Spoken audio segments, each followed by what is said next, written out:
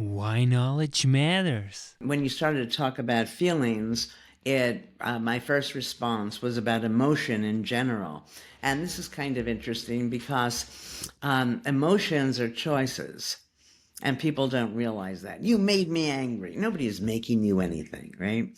So to have an emotion, what you need to have is some physiological arousal and an understanding, and that a way of understanding the world is up to you. So let's say you have a date, a new person is coming, they're going to show up at your house in a half hour. You can experience yourself as anxious, which is negative. Oh my God, what's going to happen? Or you can take the same feelings and see yourself as excited.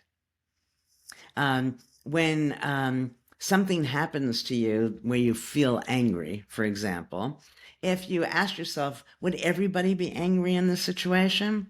And if not, well, what are they telling themselves about it? In a slightly different way, and the way we talk to ourselves is so important. I was giving a lecture on cancer, and this man approached me afterwards because he was challenging what I had said, which he had the right to do, of course. And he said his wife fought the cancer.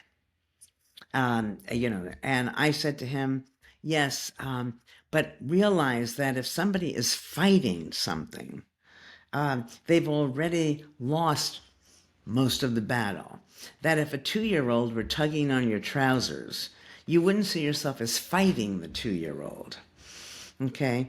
When you're stressed, people think that situations make us stressed. Stress is a function not of events, but of the view you take of the event. If you open it up and see it in many different ways, chances are you won't be stressed. In fact, most of the things that we worry about never happen.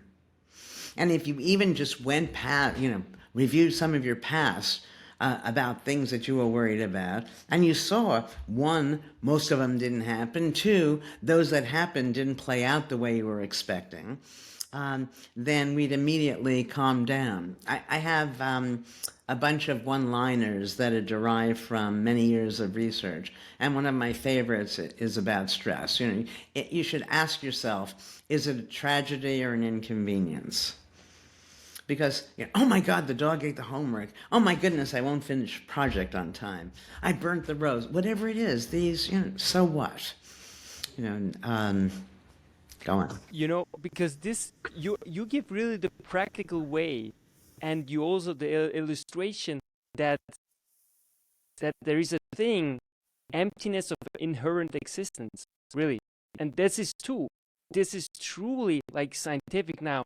In your studies, you showed us how this actually unfolds.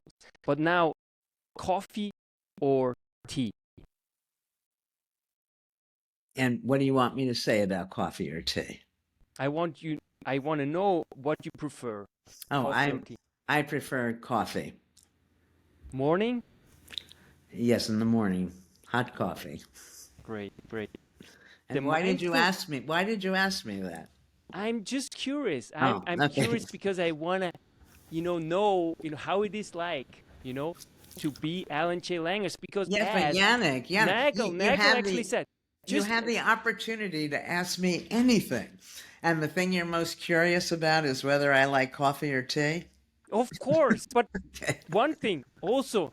Nagel actually said, and this is why I'm asking this, because Nagel at Princeton, I think he said once, we can never know how it is like to be anybody else. And no. I know that too, but I just want to have like some feeling how it is like to be Alan J. Langer. That's why knowledge matters. Make your life a masterpiece. Visit now programs.d-ykm.com.